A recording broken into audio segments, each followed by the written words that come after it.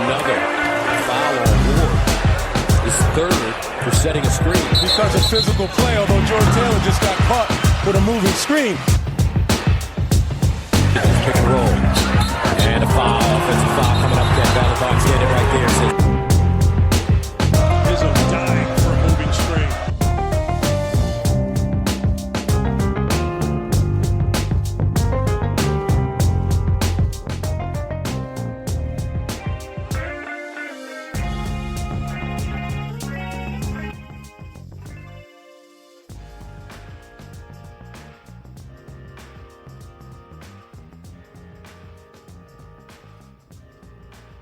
Hello, everybody, and welcome back to another edition of the Moving Screen podcast. This is take 2.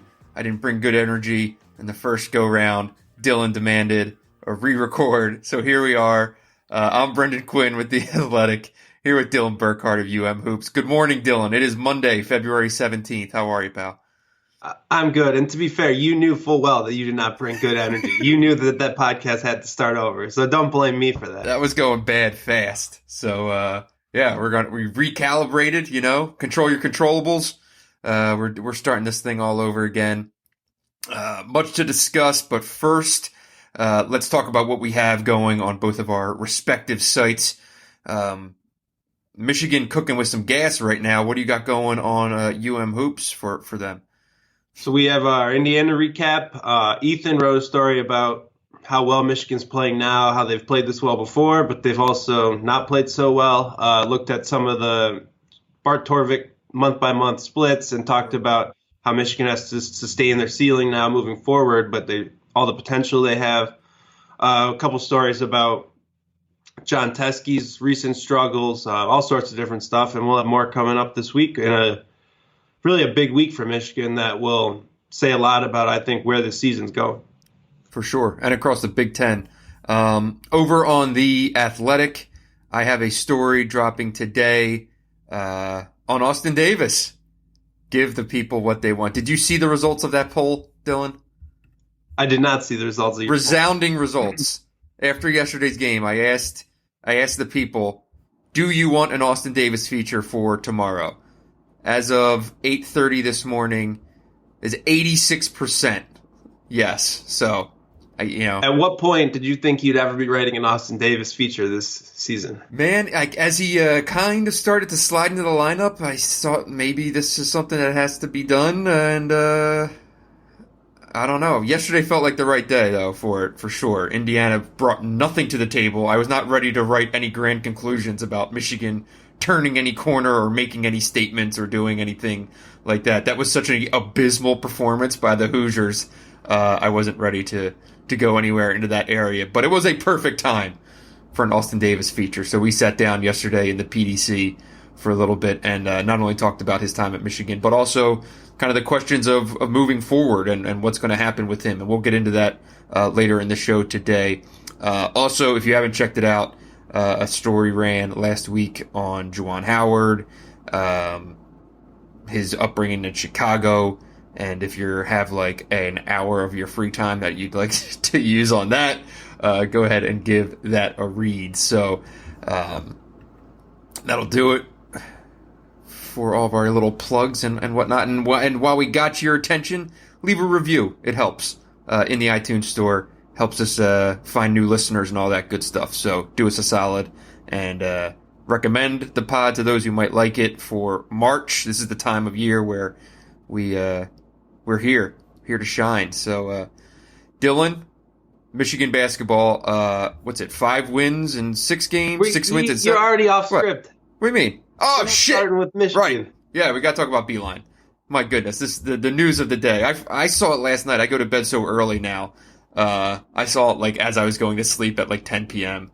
The news dropping of his, what appears to be the end of a very short era with your Cleveland Cavaliers. I will say I went to bed earlier than you apparently because I woke up and I saw 25 comments on the John Beilein thread on umhoops.com and I was like, what on earth happened today? But crazy news. What was your immediate reaction? Well, I mean, I didn't really have an immediate reaction. I was obviously surprised it's happening right now on All-Star Weekend, and I it was certainly looking like, considering everything that had happened, I wondered if he'd at least make it through the year. But I was told by someone fairly close to John that there was at least a chance that the All-Star break would kind of be a recalibration of things, both with the Cavs and him personally. And it does seem like, and from someone I asked this morning, kind of confirming this, that it's relatively mutual, that he's beyond, I think the word Woj used was miserable, and I don't think this is just an outright firing. I think it's more the Cavs aren't trying to stop him, if that makes sense. So it's not like they're firing him, and it's not like he's outright quitting. It's more of a buyout / resignation, where both sides are kind of agreeing this ain't working, and it probably isn't going to work. I have a lot of thoughts on what went wrong and why, but in terms of immediate reaction, it's, I've known John a long time. It's not great to see a guy kind of fall on his face, especially a man with such pride as him. But this certainly seemed like an inevitability, right? After a while. Yeah, my immediate reaction was none of that. I was just thinking about schools where that would want to go after John Beilein this summer, which got me down the whole rabbit hole. How do you think Archie Miller was sleeping last night? Archie Miller was still awake when that news dropped, I'll tell you that much. I don't think he was asleep. But I do think the hardest part of Beilein in the NBA, you don't come to the Cavs to win games in your first year, and John Beilein's not really built to lose dozens of games in a year and be happy about it, right? I think that's probably an underrated hard part of just what's so hard about that job, right? You have to be able to sit there and lose most of your games, and I don't think he really takes losses particularly well. I think everyone agreed on that. So not a great situation, but do you think we see him in college next year? I'd be shocked if he went out like this. I agree. You talk about the losses, right? Okay, so he's 67 years old. He's been a coach since 1975. You got stats here. This team is, so the Cavs are 14-40, right? They just lost to the Clippers by 41 points. I think it was the worst loss in Cavs history. He has had in 40 whatever years of coaching 5 sub 500 seasons. He's had a losing record 5 times in his entire career, and only twice has he been more than 3 games under 500 in a season. What was the second one? They were both at 10-18 at Canisius in 93. Okay. His 5 losing seasons were Lemoyne in 86, Canisius in 93, West Virginia in 2003, and then Michigan, obviously, 08 and 10. But only twice was he more than 3 games under 500. This is not a guy who's lost a lot of games. He lost 92 Big Ten games total in 12 years, and just lost 90 or 40 NBA games in a span of 3-4 months. This was always the question. We talked about it this summer. How is he going to handle it being in mid-February and having more losses than he would have had in 5 more years at Michigan?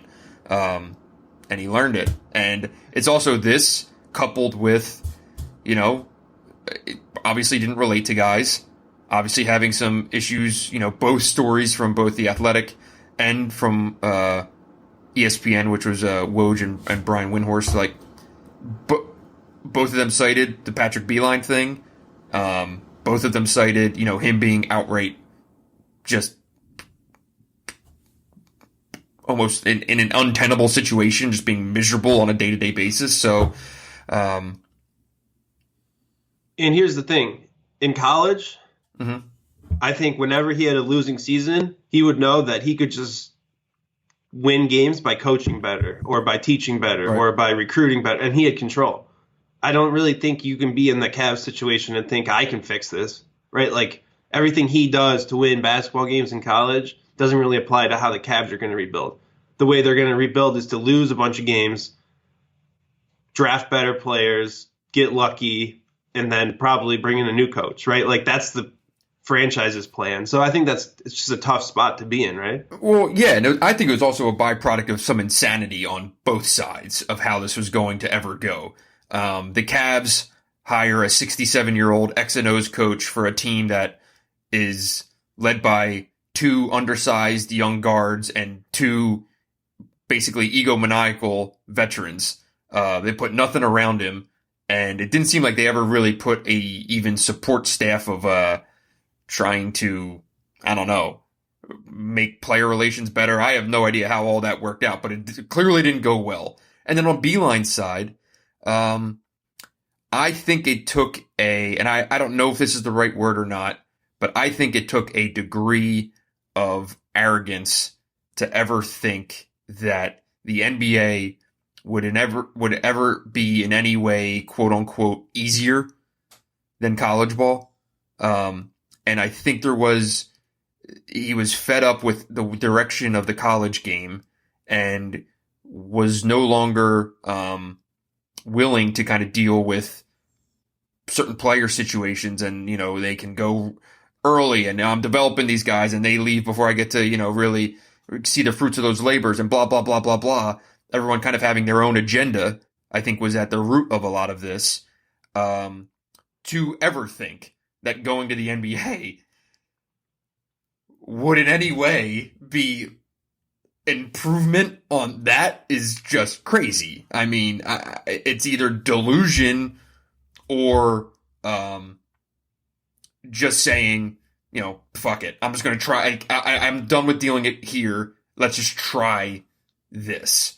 Yeah, I think you have to look at it as there's probably a sense of you don't know how often that opportunity is going to come up, any opportunity. But I think the biggest mistake was not realizing how important the NBA opportunity you take is, right? Like, I think Beilein could probably be a really good NBA coach if he walked into a situation and a good team that was like wanted to be coached, right? I think so. I don't think he's a builder. I think he would be great. I think he probably saw guys who he respected who were successful coaching and thought I could coach in that situation, right? Like Cleveland ain't that. That team was going nowhere. Yeah. Doesn't matter if you coach the team; they would be in the exact same spot. So I roll it out, man.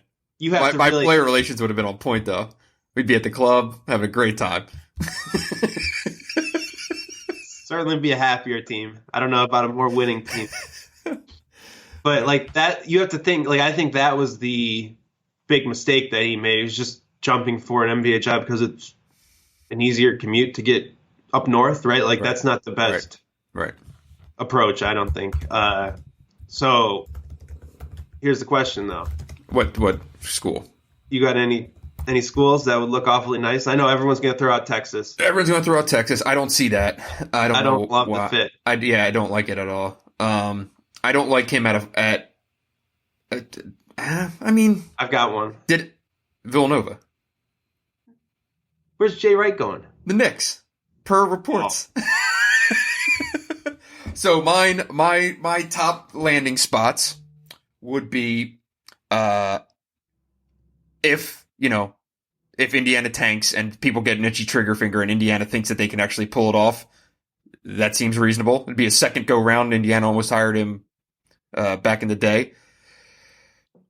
If Jay Wright were to ever take an NBA job, I think John Beilein at Villanova would be outstanding back in the Big East at a small Catholic school, a program that's already rolling. I think he would, walk into a situation where he's competing for a national championship. He's not going somewhere that he can't win a national championship.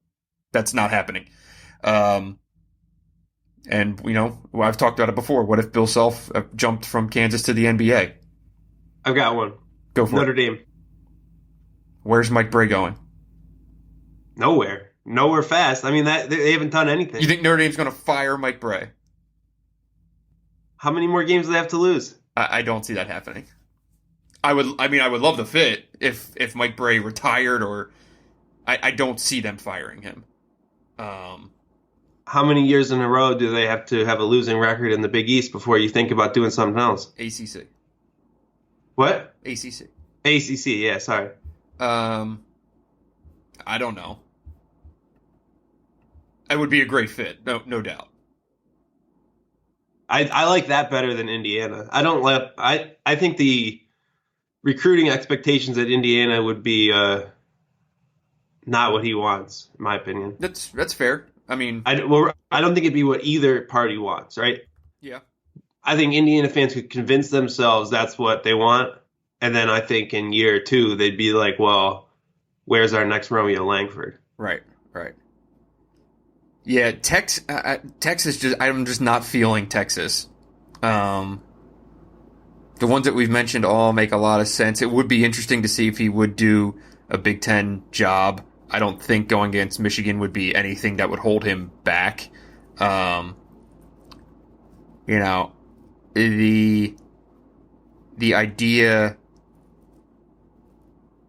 idea of him kind of taking a year off, though, I don't think would be off the table. But again, he's 67. Like, is he willing to sit? I don't think so. But that has to be considering like some of the family stuff that's being talked about here. And this is not any inside information for me at all. But considering some of the stuff on the plate, I don't know if it's just a basketball decision, and that's probably worth at least acknowledging when we're just throwing out schools and where he's going to be.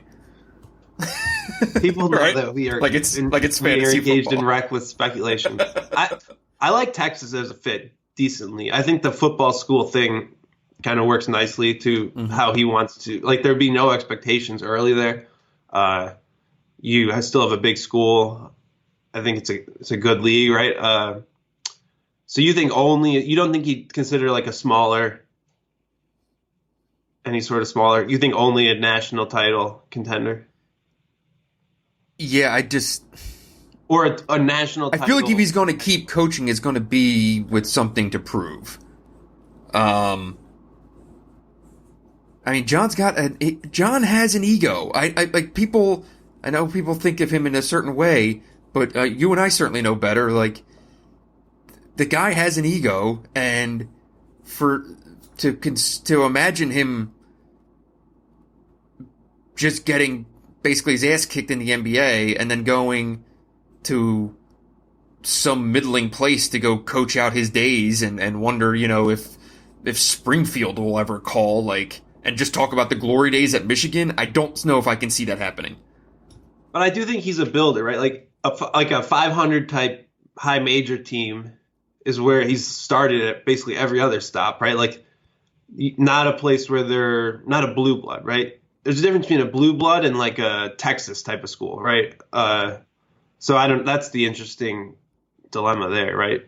Like, but I also think you look at, like, he's not going to Villanova. Jay Wright's not going to the Knicks. Hey. You're saying I'm crazy for throwing out Notre Dame. Hey. And you're throwing out Villanova. You never know. All right. They're shaking things up at the Knicks. I think that stepping down at this point really just opens the door to any sort of college speculation, though. Right? Oh, my God. I mean, his name's going to be involved in anything and everything. The bigger question is what jobs come open.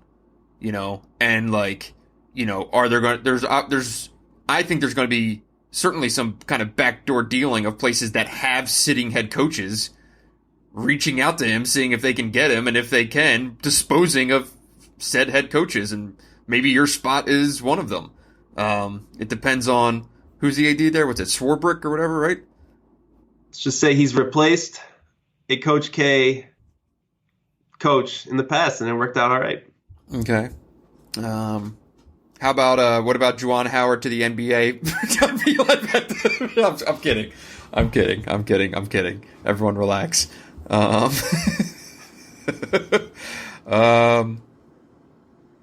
Yeah. Any other places that would? I'm curious, just what league you see a lot of reboots and like I don't know. I'd love to see him in the ACC. Notre Dame's a good fit. Yeah. I don't know. What about Syracuse? Oh, that's a good one. But Boeheim's a freshman, right? The kid. Yeah. Yeah, I feel like that's sort of a not going anywhere. easy timer, right? Lemoyne, I don't know what the situation is at Lemoyne, but how's Canisius doing? Let's see. Rough year for the Griffs. 9-16, but that's coached by a Canisius or by a Beilein disciple there, and Reggie Witherspoon. Yeah, so I mean, look, and all joking aside, I don't think anyone wanted to see it go this way for John, for sure. And it'll always be a question of, if he could now. This is one of the sad parts of it, is that like it'll always be a question for him in his mind, right? Like if he had a real NBA team, could he have done it? That's going to stick with him. That is going to stick in his ass for a long time. And I'll be curious as well. I know you are. Like, what could it have been if he had the right situation? At the same time, I just don't know how relatable his style ever was going to be to the NBA. He accounted for every minute of every day for every player at Michigan, to a point that like people, when the staff turned over, some people were shocked about how things were done at Michigan previously. And that's not to say it was wrong. That's just the way it was. That's the way Beilein ran his ship. On game days, from 8:15 on, every minute was spoken for. Every film session was set by his timer, and there was only one person who really made any final decisions. It just doesn't work that way in the NBA. Some of these places don't have film for more than 15 minutes. You'll see assistant coaches doing more work with guys individually during pregame shoot around, watching film on iPads. Like, that's the world of the NBA now. It's not a head coach sitting in the front of the room with a clicker for 2 hours, pointing out to each guy who's at a position. It's just not the way it works anymore. And I don't know if it could have been the greatest team. It could have been the Warriors. Just don't know if it ever would have worked. Yeah. I think we would have probably said most of these things when we did that basement podcast in May. So what do you know? But I also don't really look at Beilein as a guy who would second guess himself. I think he would say that he did I don't think he would regret the decision, right? I think it's something he wanted to 100% try. I don't think he could live without trying, if that makes sense. I agree. All right.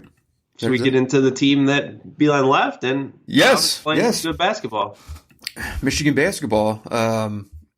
Once damn near left for dead. Now what? 6 wins, 7 games, right? 5 wins and 6. 5 and 6.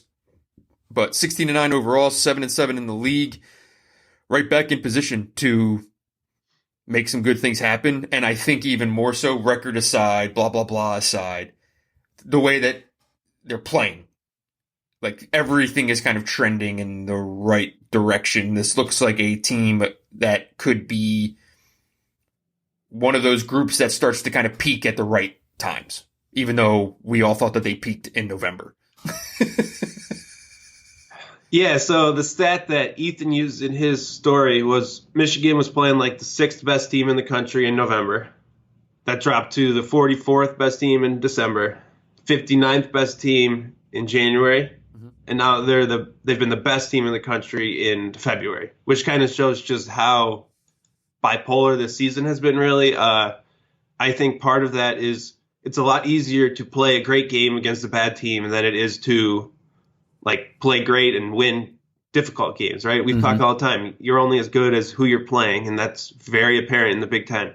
It's no coincidence that Michigan's played 3 of the 5 easiest Big Ten games they're going to play this year over the last 6 games. But I do think you look at the product on the floor, you look at kind of just the energy that they're playing with, the confidence that they're playing with, and it is a very different, something we haven't really seen since November. Yeah. And go ahead. I was just going to say, just on that, like, the ball is snapping around in the half court, and it's not just Xavier Simpson. Yeah, it is the fact that one, I think they're playing against just bad defenses, right? True. I mean, Indiana's defensive game plan was idiotic, and it's the same thing Archie Miller's done against Xavier Simpson for a couple years now. It just doesn't work. So that is a real issue. They'll figure it But out. they'll figure it out. But I think that you could look back at the Bahamas and the ball moved the same way. And it's all Xavier Simpson, but it's not all Xavier Simpson, right? Like when Xavier Simpson is operating at its best, it means Michigan's moving the ball. It means everyone's getting to their spots and what they want to do. And it doesn't mean Xavier Simpson has to assist every basket, but it means that he's getting guys in position where they have the right read to make for an easy assist, right? Yeah. And some of it is it's Isaiah Livers, right? Because he can make an extra pass better than the guys who were playing the minutes when he was not in the lineup. And Franz Wagner, I think his vision and kind of feel for making passes is getting better week by week by week. But it's that offense is now kind of coupled with a defense that was at times this year woeful and very kind of quietly is getting better and better and better and slowly becoming one of the better units in the Big Ten. They've figured out, I think, schemes and kind of what exactly they want to be doing on a game-to-game basis. And it took time, and maybe we probably should have recognized that a little bit earlier, that it was going to take time. What do you think on the defensive side of the ball? Yeah, so just going back to what you said about Livers, like Isaiah Livers is a great player, and the things he does are good to have, and they've helped Michigan a ton. He's played great since he's come back. But the biggest thing that he does is just his presence allows everyone else a more straightforward job. Yes. Franz Wagner's being guarded by the worst perimeter defender, not the second best. Everyone else their roles are just so much more defined, and I think that translates on defense as well. But really what it comes down to is that in January, Brandon Johns wasn't ready to play. Right. Austin Davis wasn't ready to play. Right. Those guys were on the court all the time and had no idea what they were doing on defense.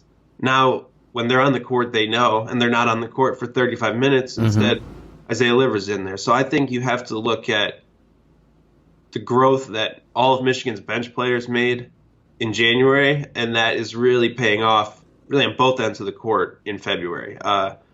And in the grand scheme of things, could be for the best, right? Like, you feel so much more confident about Michigan's bench at this point than you did on January 5th when they went to East Lansing, right? Like, you thought there was no chance they could hang in that game, and they really didn't.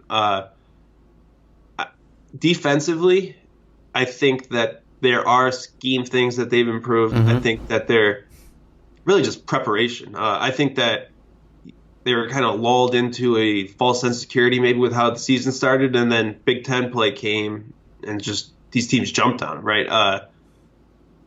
Now you're seeing a more solid connected unit just across the board.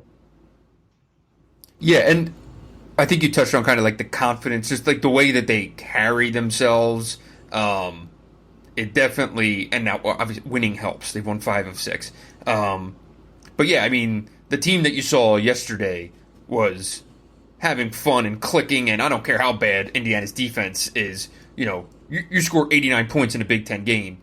You clearly have some momentum going your way, right? You're hitting shots. They're always making the extra pass now. The ball doesn't stick, to use, the cliche, whatever. But, when you get the pieces around Simpson and let him kind of get into this wheel and deal mode where, he's always he gets especially locked in, it seems like, when dudes are actually making shots, right? And it's pretty frustrating to constantly hit open guys in the chest and then watch missed shots go up. The better everyone is around him, the better he is, and then that's when Michigan goes to another level. Yeah, I look back at that week in January, the Penn State-Illinois games. Michigan just missed dozens of just wide open jump shots in those games, and you could tell those shots were going to miss just from how guys were taking them. Just not a lot of confidence and just like no real belief in what they were doing. And I think Isaiah Livers does change all that, just as far as he can shoot, but also just the confidence that that other guy can shoot too, and I can make the extra pass. I don't think you're making that always if you're not completely confident in who's around you. Yeah. Can we talk about Austin Davis? We can talk about Austin Davis. Because it's kind of, it can't really be ignored what this guy is doing. And, I mean, out of nowhere, to his absolute credit, this guy has made himself, at this point in the year, maybe the most reliable, productive backup big in the entire Big Ten. It's pretty hard to, I've looked, it's pretty hard to go find anyone that is giving anyone 10 minutes better than Austin Davis. The last 5 games, let's pull up his numbers here. Last 5 games, so that's a 4-1 stretch. He's playing 12.5 minutes a game, scoring 8 points, grabbing 3.5 rebounds. He's 18 for 21 from the field. His defense is not a detriment, right? Is he a great defender? No, but he knows how to use his body. He's disruptive. He is rarely out of position, right? He might not have the athleticism to do certain things, or the speed to do certain things, but he doesn't play himself into bad spots. And for a team that, you go back and we think about the conversations we had about John Teskey and just, you can't play this guy 36 minutes a game. To be able to have what Austin Davis has given them and maybe be able to work with John Teskey right now, because I think he's obviously has some things to figure out, and I think he still can before March. To have a guy who's giving you these 10 to 15 minutes and you're not just killing Teskey is huge, and it will be even bigger later.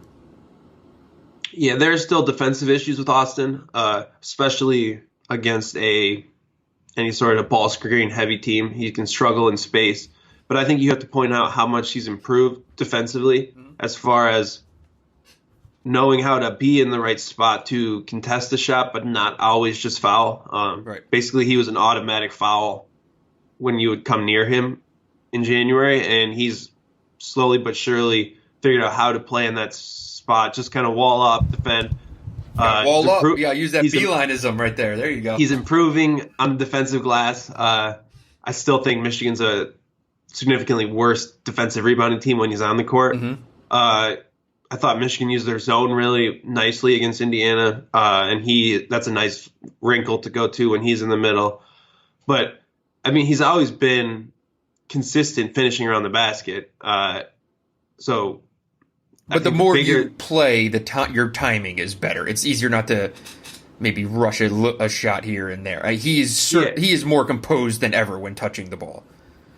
For sure, and he is able to do the other things just well enough that you can leverage his finishing, right? Like, you're not like, we have to take him off the court next possession because they're scoring every time down the court. Mm-hmm. I think that's like the underrated part of where he's improved over the last month, because he would come in and score in good spots when he was on the court for the most part this season. But the last month, it's that he can consistently give you 12 to 14 minutes when before he would probably get 4 fouls in that amount of time. So I think you have to point out that as a big improvement. And it'll be interesting how teams change their scheme and whether him playing more minutes consistently forces or people adjust or attack that sort of look more. That I'm curious to see how that plays out too. Yeah, and one of the interesting things in the Big Ten this year is that there are so few teams that can go to any kind of 5-out look, right? Where ideally, if Michigan runs into an NCAA tournament team that plays super small and goes 5-out a lot, I don't know what you do with Austin Davis. You play Brandon Johns, right? There's a reason he only played 4 minutes against Nebraska a couple weeks ago, right? And it's just because the matchup, there's just no way you could have him out there. The game was too fast and they were too small. But in the league this year, what he is really fits well for a backup center, Yeah, he's a useful piece. I think I'm curious to see as he plays more, teams are going to double him. I don't know if he's going to play more. I think like 12 minutes is right. That's what he's going to be. Plays 12 minutes a game more consistently. I see. Right? I got you. as he's not like, holy crap, this guy played 12 minutes. It's, oh, he's going to play 12 minutes. Right. This is what we're going to do when he's on the court. Gotcha. I'm sorry. As that changes, I think the fact that he almost never passes, I think he has 1 assist, is going to be an issue because he's been so efficient finishing, but he's also turned the ball over 6 times in the last 4 games. Mm-hmm. So his ability to realize he's being quadruple teamed and kick the ball out is going to be a adjustment that he's probably capable of making, but Right. I think that's going to have to be a focus moving forward. I would say Michigan is pretty good about not really putting the ball in his hands when he's in situations to kind of even have a defense collapse on. Like his touches are so few and far between. They're almost when he's just completely isolated that it's literally a catch, pivot, finish situation. You know, he's not getting the ball in traffic, and you know that's also helps having a really smart point guard and a really smart guy making entry passes in both, you know, Wagner and Livers. But people are not going to get him the ball in situations where he's going to be too vulnerable, I want to say. They're smart about that, and that's not nothing, you know? Yeah, can we talk about David DeJulius for a bit? Yes. His season, I think, was basically off the rails 2 weeks ago. Mm-hmm. He played poorly when he started that game at Nebraska, and then he played 6 minutes and got benched in the second half against Rutgers. Yep. He's been really good since those 2 games, and I think that deserves a shout out without a doubt. And he's doing it without scoring. He's not taking those pull-up jumpers with no passes on a possession from 18 feet. He was just gunning for those shots in January. He has cut that out of his game, and he has, I think, 12 assists in the last 4 games. He's really showing a lot more poise and confidence out of ball screen. He had some great feeds down to Austin Davis out of pick and rolls yesterday.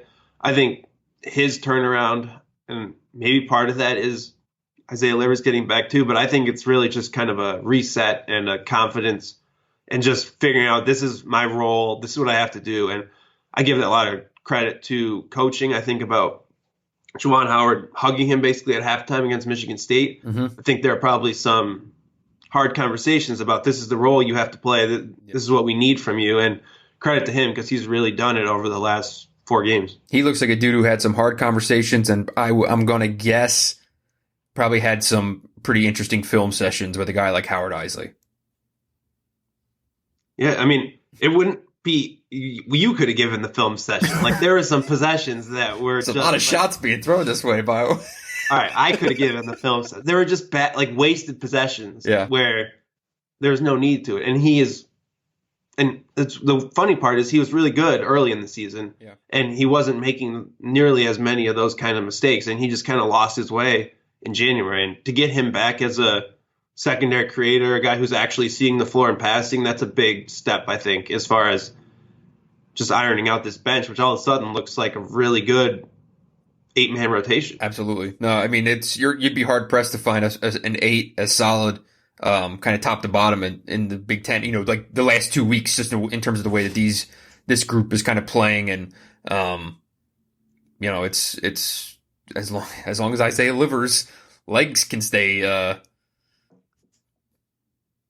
in place or intact. There you go. You know, it's a pretty good look. So. Definitely trending upward. So this week, trip to Rutgers. Rutgers is 17-0 at the rack this year. And a trip to Purdue. You know, I think you get through this week with a split. You take it any day of the week. Yeah. Again, Isaiah Livers' health. Yes. Will loom over this week as it seems to loom over every week. I think Michigan matches up really well with Rutgers. I think that Rutgers' defense is somewhat similar to what Indiana wants to do, where they will hedge ball screens, they will give up open jump shots, and Michigan is pretty equipped to make those shots. Rutgers hasn't been playing particularly great over the last month. Yep. I think they've looked vulnerable at home. It's a spot where if you're Michigan, you're thinking this is one of the ones that we can win on the road. We've already beat this team in front of a bunch of their fans. Interesting spot. Again, Livers' health is key, but like Rutgers is not a team that you're going to say we're going to walk in there and they're going to go and run us out of the gym, right? Rutgers hasn't really run anyone out of the Right. gym this year. They're going to play harder than you. Then Geo Baker is going to hit 5 shots in a row in the last minute, and they're going to win. So that gives you a chance, right? Like going to Mackey, you're looking at that like, well, shit, these guys can hit 15 threes in 90 seconds, and all of a sudden we're down 20. Like, what is going on here? So big spot on Wednesday, I think, if you're Michigan, because if you win that game, you're in a really good spot to get out of Wednesday in the Big Ten tournament and really just build on this momentum and say, look, now we feel like we're the real deal, and now you can play with the confidence on the road because Ohio State's playing really well. Maryland, Big Ten favorite. Those are going to be tough games. So you want to get one this week. Yeah, and I think, Rutgers is saying the same thing. Are they? Yeah, they're coming off a win against Illinois at home. Their last 4 games are at Wisconsin, at Penn State, Maryland at home, at Purdue. You want to win this home game if you're Rutgers, right? It's an important spot for them. With Michigan, it's a team. It doesn't have a good road win at all. Its 2 road wins are Nebraska and Northwestern, and this is a key spot to get a road win that will actually carry some weight come Selection Sunday, right? This is a great spot for it. And you're right. I do think it's, even though Rutgers has the better home winning record, this is a better opportunity for a win than at Purdue. A wise man compared Rutgers season to Northwestern's NCAA tournament season. This is true. Showed me the Ken Pom schedule. You might know him. It's a very wise man. Great hair. The point I would make is that I also compared this Michigan season to that Michigan season with Derek Walton. Yeah. And if you remember, that crazy Derek Pardon shot was what basically got Northwestern into the tournament. And that's almost in the exact same spot as this home game for Rutgers. This is the one Rutgers needs to get to finish the deal because there's a real chance they could go and lose the next 4 games. And if you're Rutgers and you haven't won on the road and you're going to say we're going to have a losing conference record and lose our last 5 games, you're going to start sweating on Selection Sunday. Yeah. So this is the one to go out and grab. So for sure. I agree with what you're saying. I just think it's also a spot where I think these 2 teams match up well. They do. Especially with how Michigan's playing. Like, if they were playing a neutral in the Big Ten tournament next week, I would pick Michigan in a heartbeat in this game. Right, but there's a reason that basically on what was almost a neutral court, it was obviously a little bit slanted to Rutgers, but it was basically a 1 or 2 possession game between these 2. Play in that game. It's a good point. So for me, I think kind of bigger picture when I look at these 2 games this week, at Rutgers, at Purdue for Michigan, it feels like this is the week that kind of this will go a long way in determining whether this is a team that like Michigan's in a real position to be like a 12-win team in this league right now. And you have to get a split to actually have that conversation. If you go 0-2, right? Okay, now you're fighting to go 10-10, be okay, but this team can still be a top 4 Big Ten team. I think that's a stretch. Why? They have 4 road games against NCAA tournament teams. Are any of those teams legitimately, do you say, are games that like Michigan can't win? That is the way they're playing right now. I'm just saying, you're talking about they have 6 games left, and you're talking about going 5-1. Yeah, I'm just saying it's not impossible. It's not impossible. You want to be a 13-win team. They can win the rest of the season, right? Like, I'm saying, this team could still be a top 4 Big Ten team, could still have a pretty decent NCAA tournament seeding, but like weekends like this or weeks like this. Here's how I'd put it. Go for it. I think Michigan is probably one of the 4 or 5 best teams in the Big Ten. Mm-hmm. I think Michigan is 2 buzzer beaters or final 30 seconds away from being in the Big Ten race. Mm-hmm. I think that Michigan's ceiling is probably 10 wins, but more likely 11. I think that if you can get to 10 wins, Michigan is going to be a team that no one in their right mind is going to want to see as a 7 seed in the NCAA tournament. But I have a hard time talking about 12 wins. That's just 12 is high. unrealistic. I'm just saying, If Michigan can get to 500, they're going to be a top 15 team in the country, in my opinion, right? Like they'll be one of the 16 best teams in the NCAA tournament, whether they're seeded like that or not. Their team, no one's going to want to play in Indianapolis, and because getting to 10 wins would mean that you win 2 of those 4 road games, right? Or no, 1 of those 4 road games. Right, one. Right. Which is still so you're going to. That would be Michigan's resume would be stacked at that point. So I don't know. I just think you're talking about 12 wins is unrealistic. I mean, 12 wins being like the shoot for the stars scenario that I'm saying is not completely unreasonable. It's not like they're playing. It's not like the end of their schedule is some impossible stretch. There are hard games, no doubt, but it's a tough stretch. I mean, it is a tough stretch, but like nothing is. It's like the same conversation we had about Michigan State. I agree with you. I agree with you that 11 is the goal. Like that's a real goal. Yeah, I think so. If that's the real goal, then 12 wins is not like completely insane. But if Michigan goes 3-3 down the stretch, if you go 0-2 this, my point was if you go 0-2 this week, now you're just trying to get to 10-10. That's all I was saying. Yeah, you need to win in the 2 home games and steal a game on the road, and you'll feel good about where you're at. Right. That's where I'd put it. Okay. Do you have anything else on this week or anything Michigan related before we hop over? No, we have a lot to talk about on the Michigan State side too. We do. 3 minutes to go in that game on Saturday night. Was thinking, okay, this could be a little momentum, a little pivot for the season, right? A win at Illinois, a home win against the first place team in the league. Here come, very quietly, here comes Michigan State about to crawl back into it, and then the shit to bed in the last 2.5 minutes. And it's all right back to the same exact questions of, what is this team? What is wrong with this team? Blah, blah, blah. It's just the nature of basketball. Just these violent swings of opinion and emotion.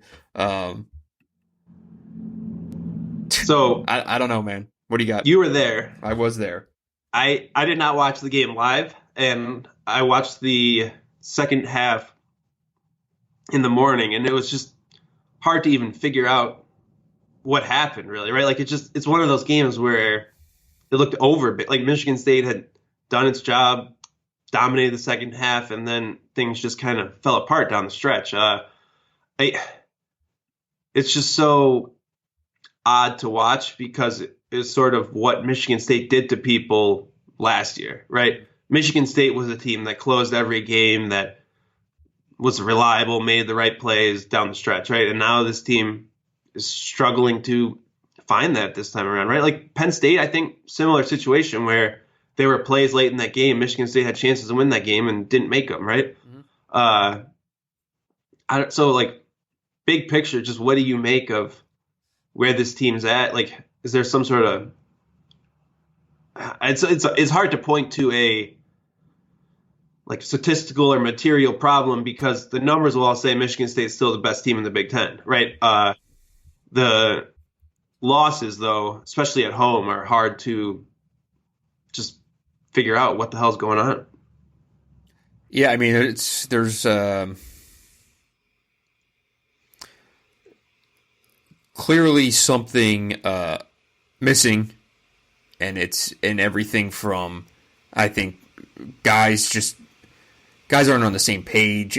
Guys' heads are in different places, and it seems like it's the same conversation we're having every week. And this is the same conversation they're having every week inside the program, too, which is exhausting. So, in this instance, in the Maryland game, you're just a couple of blown defensive assignments away from us having a very different conversation right now. And, Rocket Watts, who has all the upside in the world and is a bright spot, and he's not a guy that you want to, pin losses to. He's got lost on a couple of possessions. It just can't happen, especially against a guy like Anthony Cowan, who's clear, was a first team all Big Ten player and a guy who makes shots in moments like that. They defended him fairly well for most of the game. Yeah, to be fair, then he won the Rocky, game. he defended him. He did. Really well. He did. That was the bizarre part. And he lost his mind in the last 4 minutes.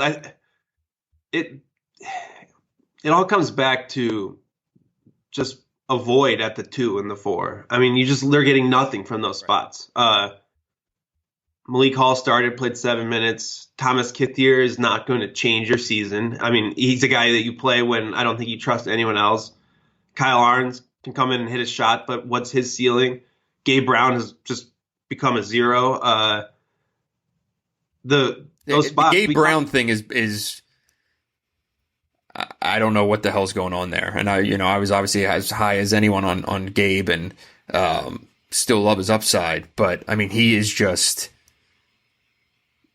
on a different planet. I mean he's just doing nothing right now. He's just kind of on the floor but out of the game. It doesn't make I'm not sure what's happening there.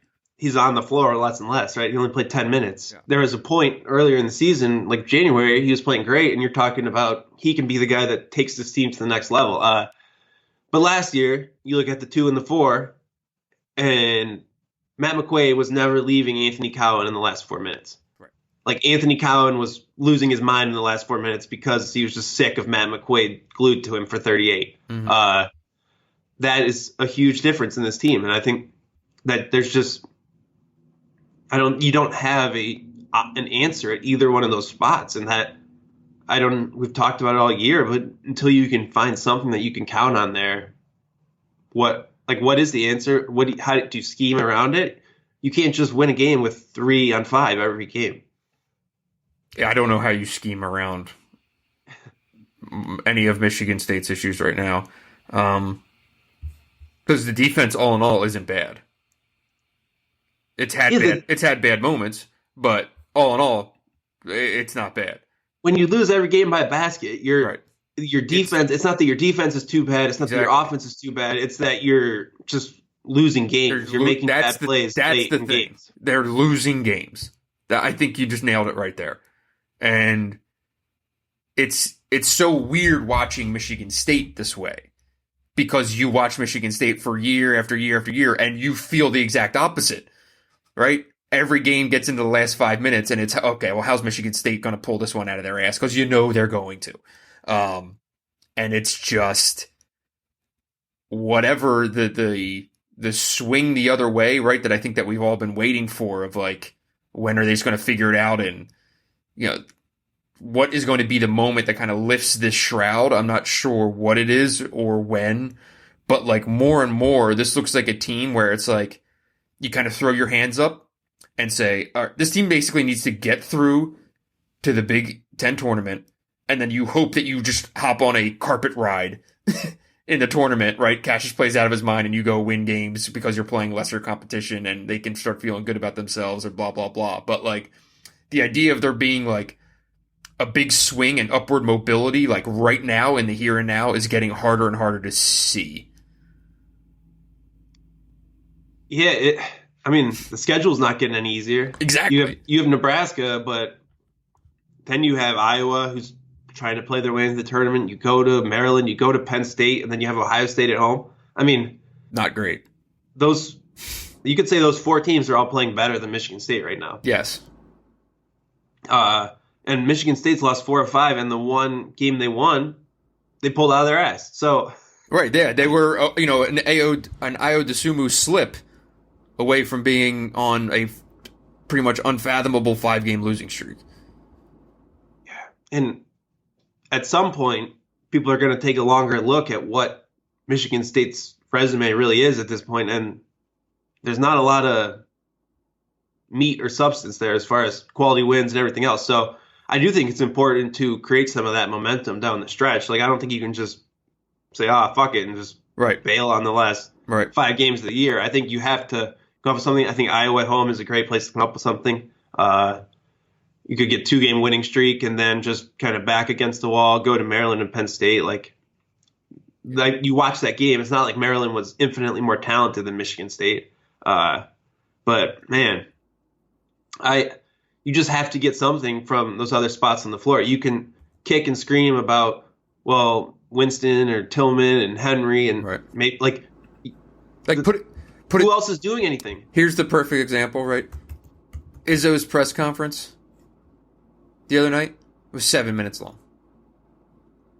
That has never happened in the history of the world, and it is literally because there's so little else to say right now. You know, you can sit there and keep saying Darren Henry needs to play better, or Cassius Winston needs to play better, whatever. But it's just like, it's really coming down to finding ways not to win games or finding ways not to lose. And here's my question. Okay. Outside of the big three, who or how many players on Michigan State's roster have improved since November? Like, significantly?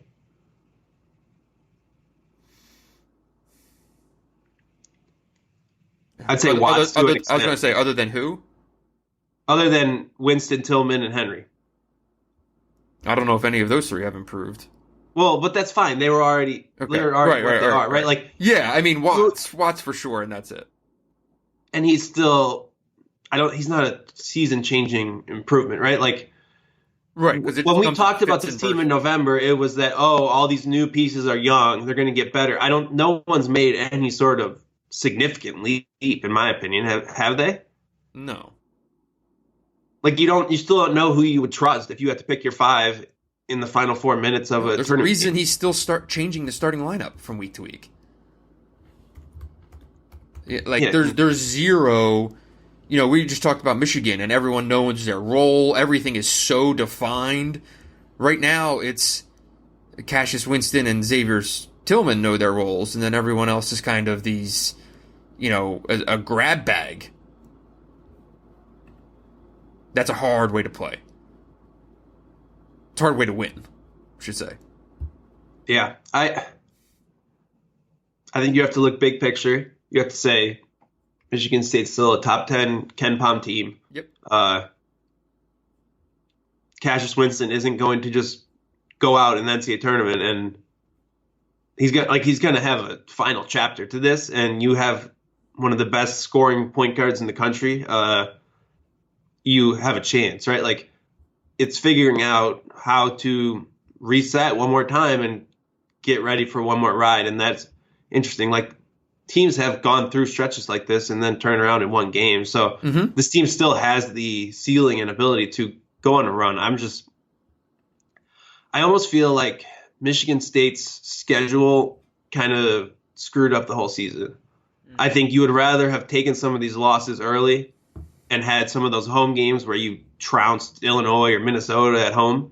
And if that was balanced out a little more, you might feel completely different. I think it's hard to sustain momentum when you're in sort of a rough patch like this. But at the same time, you would look at these two home games and you didn't think Michigan State was going to lose at home, right? So I don't know. It's tough. Yeah, that's the thing. And it's when you go and look at this Maryland game, there was just up 7 with whatever 3.5 minutes. You can't lose that game. And it seemed like Michigan State leaving the floor after that game looked more despondent than anything. It didn't look pissed, furious, right? What the fuck? What happened? Blah blah. It just looked like, I don't even know how to describe it. It was just a weird energy, a weird vibe, and I'm not sure, if anyone has tricks up his sleeve to change shit around like this, it's Izzo, right? I mean, he's done pretty much every scenario possible, but trying to lift the curtain on this thing or whatever, or getting guys' shoulders to loosen up. And so much of this obviously starts with Cassius Winston, and it's its own conversation. But I'm just not sure what the secret sauce is to kind of get this thing. They need positive energy, and it could be something as simple as Xavier Tillman walking into the locker room with like a little baby, right? And like, who knows? I have no idea, but like they need reasons to smile. You know what brings positive energy? A road game at Nebraska. Well, maybe. you win that game by 20 points, you feel great about yourself, and then all of a sudden you're coming back. I don't know. It's a good time for that game. I mean, that's what helped turn Michigan's season around. True. They went to Nebraska. It was all hands on deck, whatever, and then win that game and you feel great. Yeah. Sometimes a win just makes everything feel a little better. Do we want to talk about Anthony Cowan a little bit here? I think we need to talk about Anthony Cowan a little bit. I wrote Anthony Cowan. Anthony Cowan's number one hater having to write about Anthony Cowan. Number one hater. Okay, that's fair. That's a fair description. Can we run the tape back from the Big Ten Top 25 pod? That's a fair description. Yes, I mean, what a killer.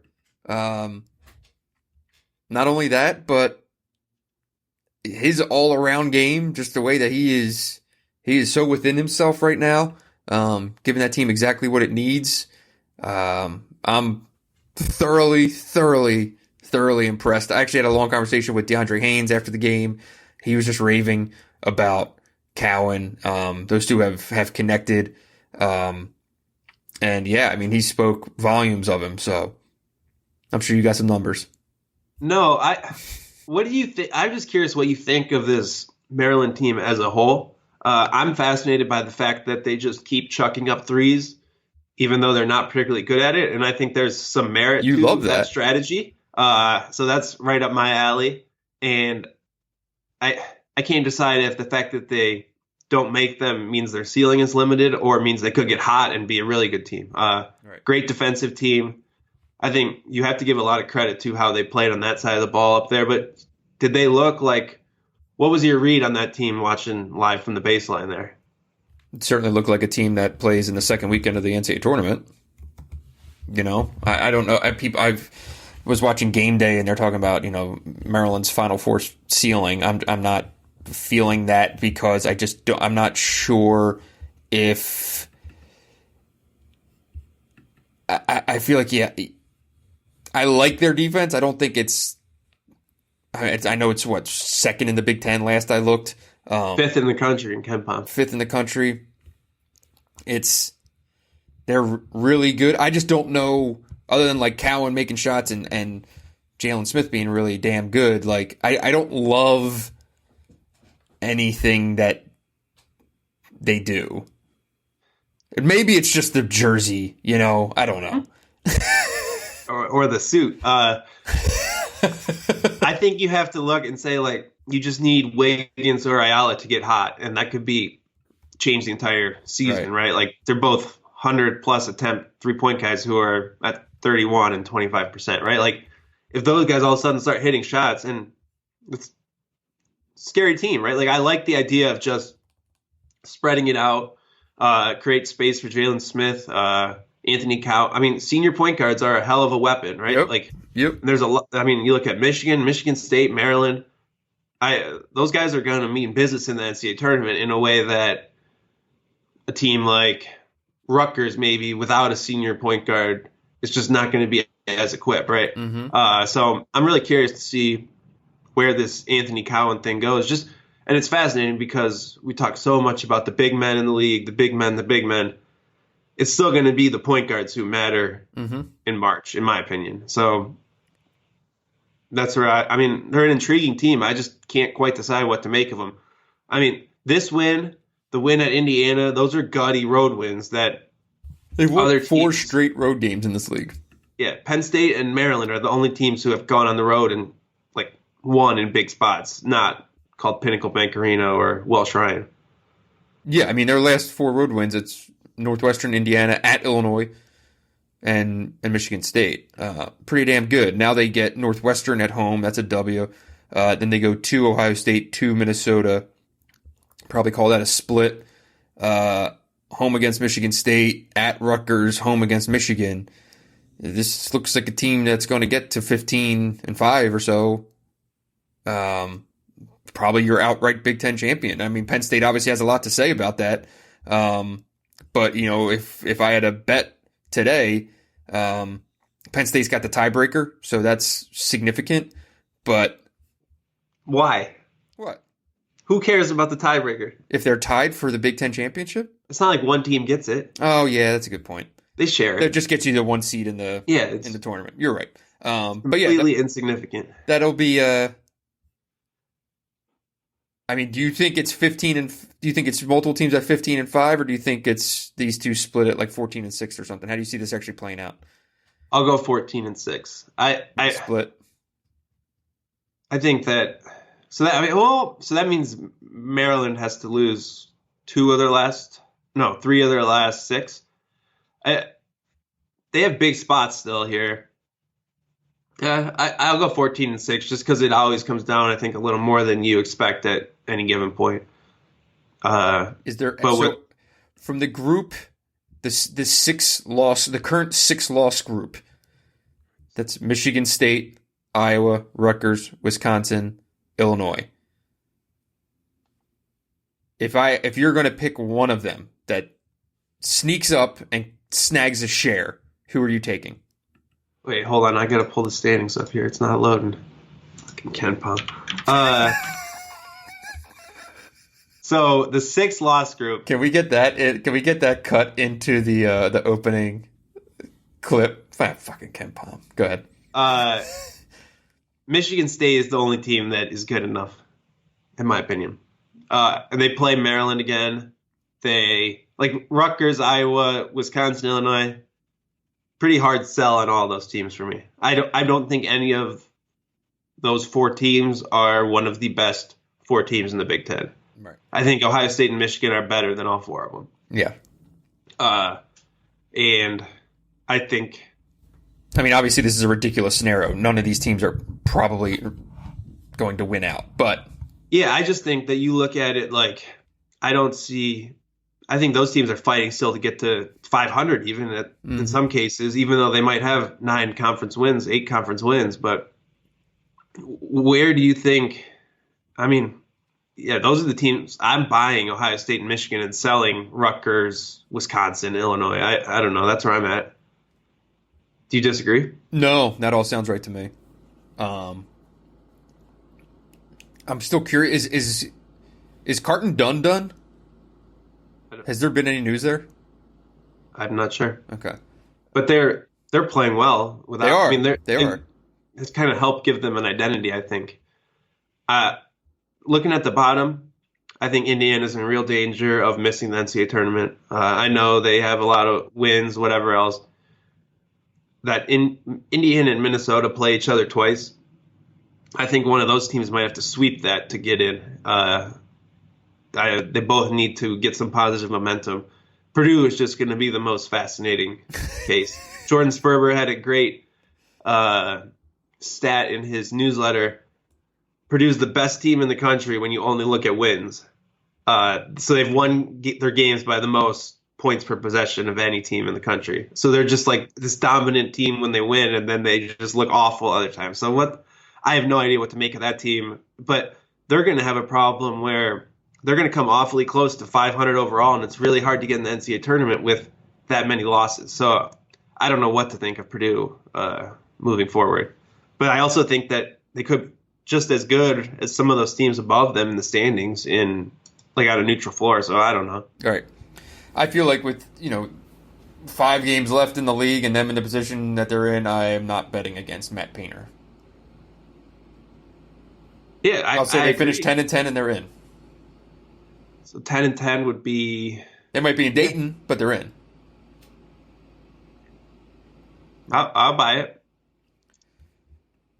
Because you'd basically be. I mean, they're probably right in that group right now, I'd imagine. And so is Minnesota.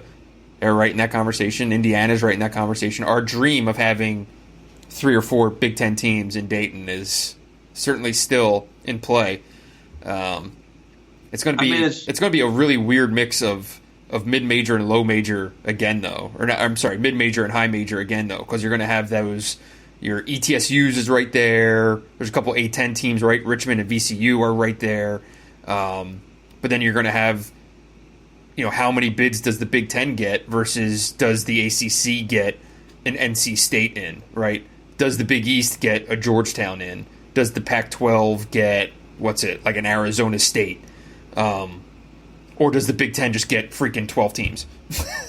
Yeah, the Big Ten tournament's going to be either amazing or just ridiculous. Like I don't even know what to expect from it's just every game is going to be a bubble game basically. Yeah. On Wednesday, on Thursday, it should be pretty crazy. And you're going to have games of like teams that are in versus teams that need like that one more win.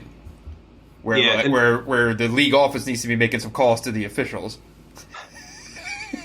That would never happen. The problem is that every Big Ten team is like between the 7 and 9 seed line. So I think that creates bracketing issues. So if you can win a couple games in the Big Ten tournament, you might get the benefit of the doubt and get bumped up a little. Yeah, right? You got to get out of that. Someone's getting bumped up or bumped down because they're all just right there with very similar resumes. Michigan's an interesting case if they can put some wins together here because of the Isaiah Livers thing. Could be an easy way to say, oh, well, we'll just bump them up because they did this with an injury. So lots to unpack, and I came up with a Big Ten tournament simulation where I think 7 teams are tied at 10-10, so that could be fun. No, give it to me. Oh, I love it. Okay. The tiebreakers like break the script; they're paragraph long, but I have a feeling we're going to talk a lot more about this the next couple weeks. I would think so. Yeah. All right. Well, you got anything else? No, we're rambling now. We're totally rambling. I got to drive up to East Lansing. So, all right. Well, thank you, my friend. Always good for a little Monday morning pod. Thanks to everyone for listening. Again, please be so kind to leave us a review in the iTunes store. And if you're not subscribed to The Athletic or Hoops or both, get off your ass and get on it. So thanks for listening. Be sure to tip those bartenders and servers.